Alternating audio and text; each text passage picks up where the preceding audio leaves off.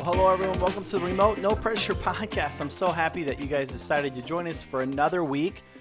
Before we get started, a couple housekeeping items. Number one, don't forget, coming up here, April 21st, me, John Murphy, Wild Bill, and the crew from Remote No Pressure will be at Orvis in Grand Rapids off Burton and Breton. We'd love to see you there. We're going to be talking about Remote No Pressure. We're going to be, I'm going to be performing some songs. It's going to be a great time. So don't forget, if you're in town in the Grand Rapids, West Michigan area, come out. We're going to have a great time. All right. Number two, we have big news coming out. Okay. The first Sunday of May. If you're on the mailing list, you're going to know before the first Sunday of May. It's super exciting. I want to just tell you right now, but I can't because I want people on the mailing list to benefit first. Okay, so go to our website at remotenopressure.com, sign up for our mailing list, and watch your email because the week before the first Sunday, I think it's May 6th, the first Sunday of May, you're going to receive an email with hot news or top news or whatever, secret news or I don't know. We'll name it something really cool so you'll know it's the news. So be sure to go to remotenopressure.com and sign up for our mailing list. This week, man, every week, it's just crazy. One week after another. This week, we had the privilege of interviewing David Watterworth, who is a longtime trout bum, and he's going to share with us a lot of things about his relationship with Left Kreh, all about Left Kreh, and also he's going to talk to us a little bit about his life in fly fishing and an unbelievable book that he has helped promote, and he talked all about it, and you guys are going to love it. He sent me a copy. And I was amazed. Welcome to the podcast. Let's light the fire. Well, today on the Remote No Pressure Podcast, I have the honor to introduce our guest today, Mr. David Watterworth. Thank you very much for joining us, David. My pleasure, Jeff. Thank you for asking. Now, if you could just tell us a little bit about David. Now, where do you currently live right now, David? I live in Northern Virginia. I've been out on the East Coast since 2002, pursuing my English teaching and taught at a couple of colleges out here. And you're originally from Grand Rapids, am I right? I spent at least 50 years living in the Grand Rapids area. So one of the things, there's a book that's come out, and we're going to touch on the book here, but one of the things that you had mentioned in the book was your favorite place to fish was in some of Western Michigan streams, trout streams and whatnot. How did you ultimately get into fly fishing, David? I was lucky enough to run into a friend of mine in our little group of people who was a wild and crazy fly fisherman and outdoorsman named Steve Thomas. And I guess I was the only person that ever questioned what was in the furry box that he had on his desk, which was full of fly tying equipment. And once I asked him about that, he had me in the river probably 6 hours after I asked the question. And it was in the springtime that Hendrickson was hatching, and all of a sudden I saw all these bugs flying in the air and fish rising, and I've been hooked ever since. Now, one of the things it said in the book, or you had mentioned in the book, is that your buddy was almost like an evangelist, and you are his convert. Do you feel like do you feel like you've been an evangelist ever since then? I've spent probably my entire career in fly fishing, which has been always kind of a sideline for me, teaching my friends and people that I felt I would enjoy the sport, and it's always been a joy for me to get a few converts into our group of anglers. That's excellent. What would you say? what has driven you? I mean, you've been fly fishing for a long time. What has kept you in the water all these years? Why do you fly fish? Boy, it's such a there is nothing more exciting to me than fly fishing. It's not just the catching of the fish, but the entomology, the places I have been. I've fly fished around the world. The beautiful environs that you're in. It's just never ending, the enjoyment of the sport. And I have never until this day ever quit learning more about the sport that I love. What's different about fly fishing versus, say, golfing or hunting or spinning fish? I mean, what is it about fly fishing? Because I've noticed this when people convert to fly fishing, it seems to be like a lifelong thing, a lifelong pursuit. Why do you think fly fishing is so sticky? Because, like I said, it's really a never-ending learning process, for one. Um, and of all the activities that I really enjoy, which are very few, the other thing is bird hunting. I've never met so many great people, just really fine people that share the love that I have for the sport. I mean, it's amazing how many people I've met through the years. And I'm not talking about famous people. I'm talking about guys like you, Jeff, who, love the sport, and it's a camaraderie. And that's probably one of the biggies for me. Yeah, if you listen back on a few episodes, several times, just the culture and the community and the camaraderie of fly fishing seems to keep people involved. And I'll be really honest with you, I have never met a kinder, more open people than I have in fly fishing. So I totally Exactly. now you say you famous people and this and that, but let's talk about one picture, and if people hold on for a little while, I'm going to talk about the book. In the book, there is a picture of you with one fine gentleman by the name of Left Kreh. Mm-hmm. How did that relationship start? Lefty and I met in, I believe, 1984, and we have had been friends until the day he died. We've traveled a lot. We've been down to Christmas Island together, all over the East Coast, and a few times in the Midwest. I would help him with his fly casting and schools that he would do, or shows that he would do.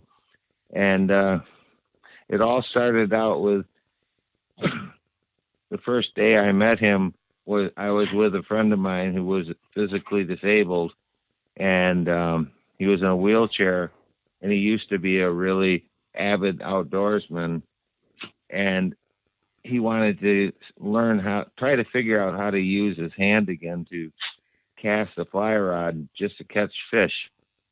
And Lefty was so gracious to David, my friend, and helped him with designing a prosthesis that he could use to cast a fly rod again, and ended up David could fish quite well. He outfished me a number of times after that. But that was the kind of guy Lefty was. He just really would help anyone who wanted to learn. That is, I never met Lefty, but every person who had any interaction with him would repeat almost verbatim the exact same thing that you just said to me. Gracious, kind, and eager to help someone else.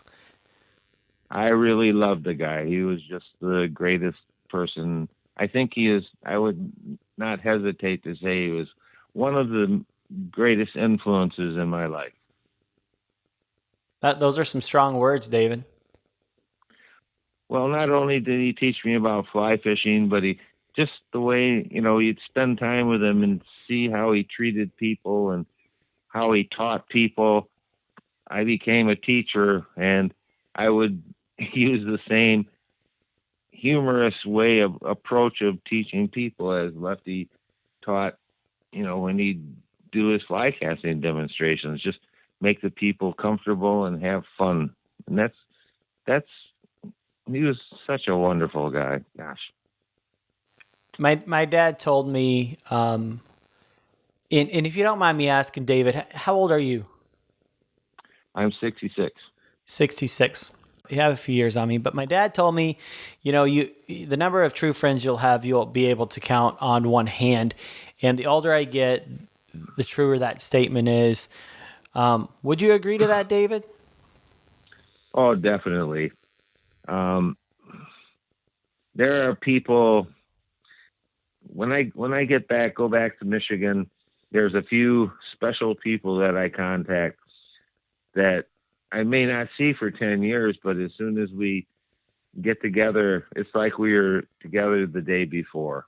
Mm. And, it's part of, it's one of the gifts of, of life. You are able to have these few special people that make you, a better person.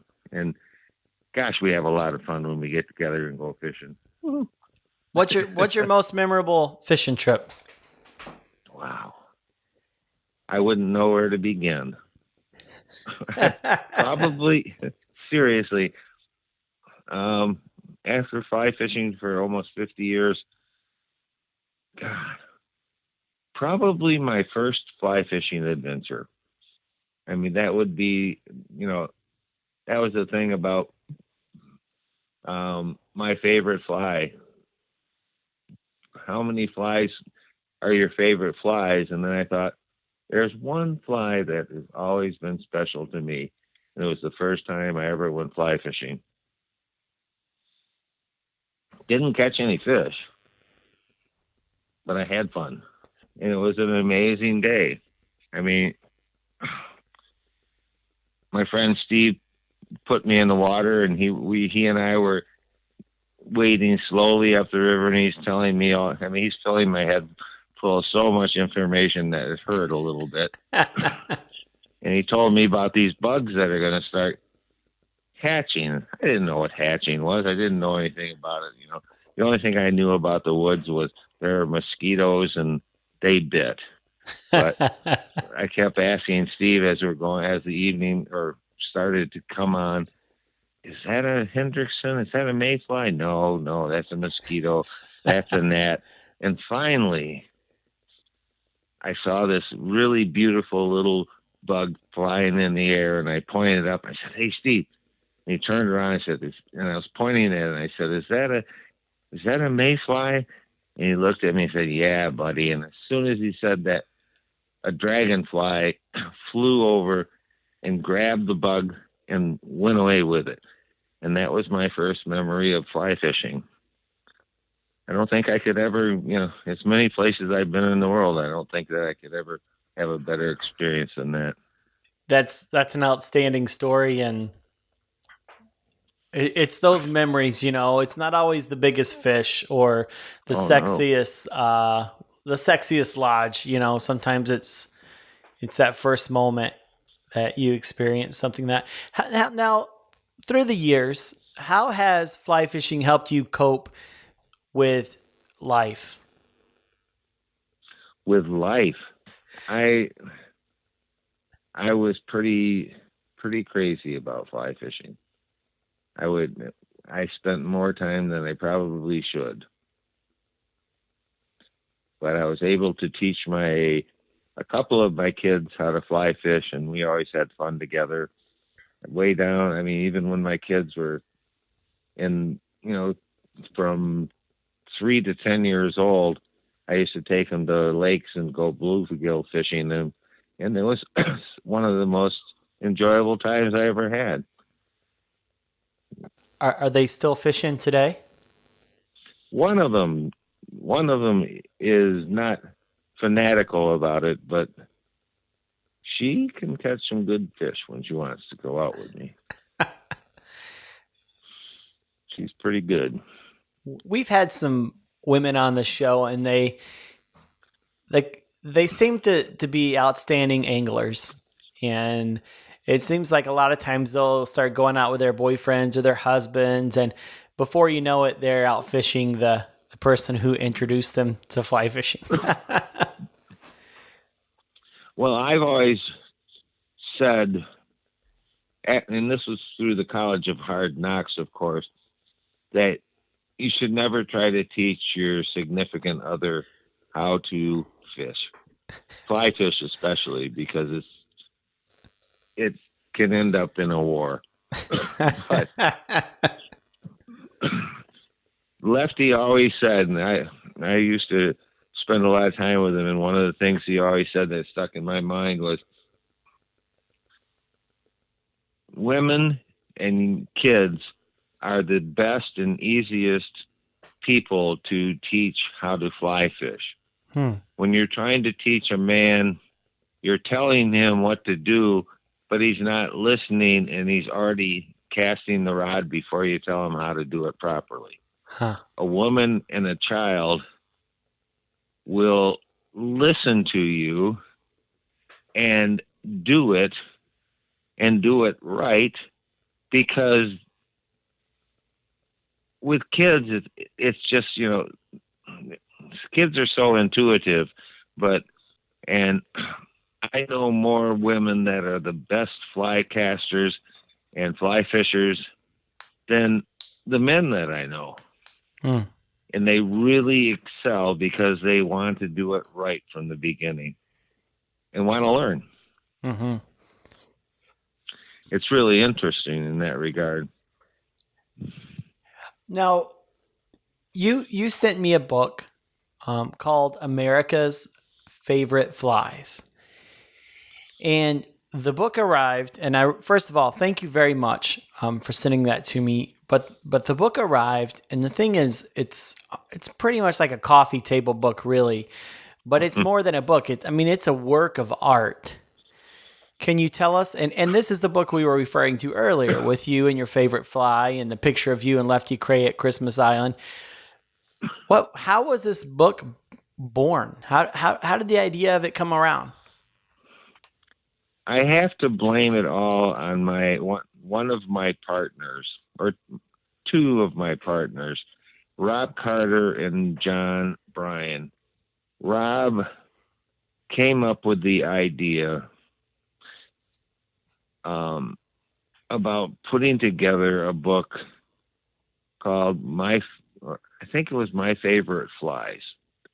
And then he thought, I don't want to make any money on the book. And he was envisioning a book that would probably had 50, 75 flies in black and white. And more or less like a booklet rather than anything. And he was going to ask all his friends who live around Richmond and hopefully get a few, well-known fly tyers to, round it off. And he met John, and John thought that was a really great idea. And John Bryan is a person who knows many, many people in the fly fishing world. He's been involved in international fly fishing organizations, or not fly fishing, but just fishing organizations. His favorite way of fishing is bass fishing, but he knows a lot of people and got a few people to donate their flies, like Jimmy and Rosalind Carter, Tom McGuane, who is a great author. Rob contacted Yvonne Chenard, and the book started to grow. And the whole purpose of the book from the very beginning was all of the proceeds of the book were going to go to two organizations, the James River Association in Virginia and the Native Fish Society in Oregon. And so one thing led to another, and Rob knew my daughter, and they were talking one day, and she mentioned that I fly fish and that I knew Lefty. Well, they wanted to expand the book a little bit more, and Rob said, give me his telephone number and I'll get a hold of him. Well, he called me up and asked me if I could get Lefty's fly. I knew I could, but what people don't understand about Lefty is he would tell me, David, I get 100 letters from people asking me to donate a fly. And I don't do it anymore because it's just too much work for me. I mean, at that point, Lefty was 92. Well, he's been telling me this since I first met him in 84. He said, people just constantly ask me for stuff, and it really gets to be a pain in the butt. Well, I told Rob that, and I said, I don't think I'll do that, but I know so many people in the business as I've been in and out of it business-wise and organizational-wise. I've been in the board of directors of Trout Unlimited and also the Federation of Fly Fishers for years. So I knew a lot of people, and I said, if you want, I'll get you a lot of other people. And he said, well, that would be okay. And so I started contacting people, and the book started growing. They had about 100 contributors when I first came on board, and then all of a sudden we had 150, 200, and at the point of 224 flies contributors, Rob told me, don't even try to get a hold of anyone else. Well, throughout this whole time, he's asking me about Lefty and his fly. He said, we have to have Lefty's fly. It's so important. And I knew that it was something that Lefty would really enjoy doing, considering that we weren't making any money on it. It was not a selfish, for-profit endeavor that we were doing. And so I sent Lefty a letter apologizing that I knew that he'd probably be mad at me if I asked him this, but would you mind sending me a fly? Well, he sent me 2 flies, telling me, I don't do this very often, David. I don't do it very much at all.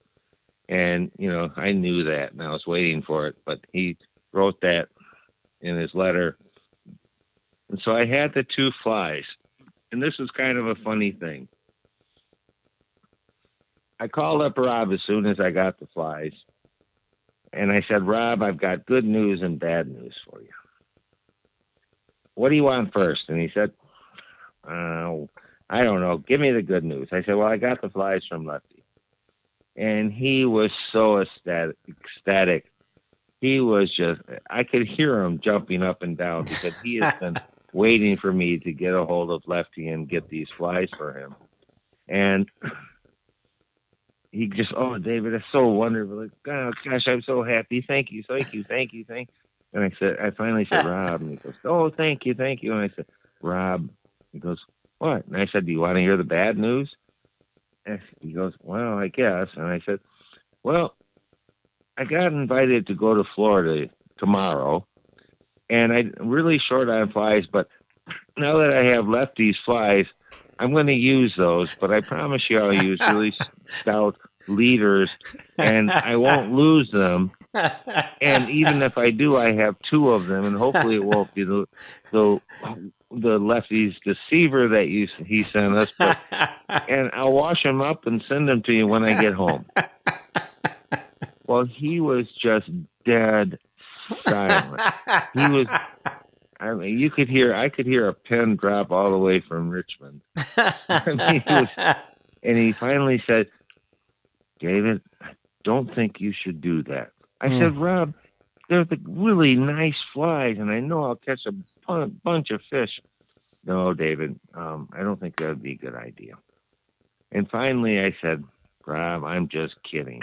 And I'm glad I was about 3.5 hours away from him, because he probably would have killed me.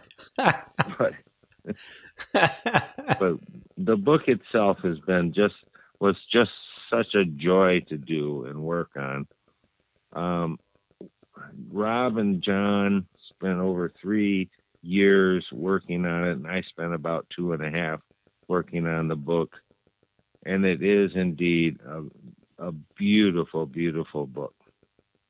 We were lucky enough to have some of the world's finest artists contribute their artwork for the book. We had John Henley, who was our photographer, took individual photographs of every fly that was contributed, and visually and aesthetically, it is just wonderful. And the nicest part about it is we would ask the people, we would like your favorite fly. And not the one that you caught the most fish with, but your most memorable fly. The fly that is so special to you. And we got the most fantastic letters back along with the donations of the flies. I mean, some of them literally make you cry. Some would make you laugh. And most of them were really fun. And the stories would be maybe a few sentences long to, I think, John Randolph of Fly Fisherman Magazine wrote 4 pages about the Adams fly, which was his favorite fly. And I think one of the most interesting things about all of these donations, these 224 flies, was there were only 2 flies that were similar of all those 224 flies. And they were a black ant they were donated by Jimmy and Rosalind Carter. They both donated a black ant. One was a deer hair ant, and the other one was a foam imitation ant. And other than that, out of 224 flies, there was not a repeat. Was that intentional, or that just happened that way? You know, it really is an amazing thing. And, you know, we didn't set any criteria about what fly we wanted or anything. What's your favorite fly and why? And only 2 people came up with the same fly. And that just happened to be a husband and wife. Yeah. And, a couple of unknown people of Jimmy and Rosalind Carter. There were so many instances in working with the book that were just so joyful. It was so surprising at first how people like Lefty. I would contact people like Dave Whitlock and other really well-known fly fishers, and who are like at Lefty, they're asked about donating flies constantly, and it really becomes a pain in the butt for them, and they don't do it very often. But because we were giving all the money of the proceeds to these 2 organizations, they just said, cool, I'll send you a fly. I'll send you the artwork. We have artwork, like I said, from some of the world's best outdoor artists there ever has been. From Eldridge Hardy, who has been around since the early 70s. Just amazing work. He does birds and bird hunting and fly fishing paintings. Dave Whitlock, Diane Michelin from British Columbia. It's unbelievable, the beautiful artwork that we have. And we scattered the artwork throughout the book just to give it a little more flavor. And we spared no money on producing the book. It's 656 pages on the finest paper that you can print on. It's high quality photographs and images that it is just a mind blower. The book was published and released December 15th, and I haven't finished reading the book as of yet, because I'll just pick it up and read a little bit, a few of the stories, and before I go to bed. And it's just one of those books that you don't have to, you don't have to devote a lot of time to it, but you can get so much enjoyment from reading the stories and looking at the photographs and the artwork. It's beyond belief. I'd have to agree with you. It's super high quality. And there's been a lot of our previous guests that are in there. I mean, you've got Rick Pope in there. You've got Bob White, A.D. Maddox, Paul Puckett. There's quite a few people that we've actually had on the podcast who submitted their flies to that particular book. And it is not a book as much as it is a work of art. It is unbelievable.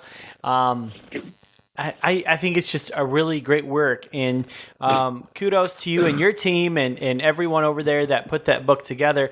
If someone wanted to see the book, if someone wanted to get their hands on one or take a look at it, how would they get a copy of the book, David, or see a copy? We have a really fine website, which is of all things, America's Favorite Flies, all one word, .com. And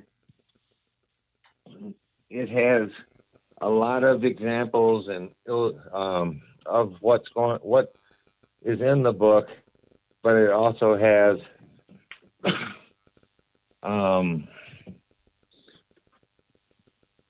the merchandise that we are selling along with the book.